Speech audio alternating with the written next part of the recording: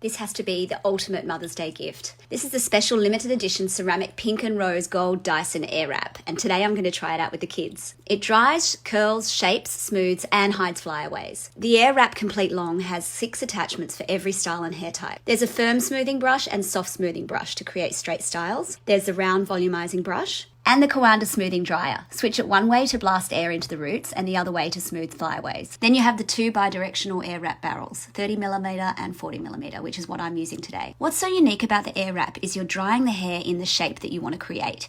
You can also use the cool shot function and pop in the pin curls or rollers to really set the shape. This creates a longer lasting curl. Max has been cultivating a bit of a 90s boy band haircut and he loved the volume the Airwrap was able to give him. And Lulu loves the soft waves that we were creating around her face. And she got the hang of it pretty quickly actually. It's really simple to use because it takes the trickiness out of it. You know, normally when you wrap hair around a tong, you have to be quite coordinated.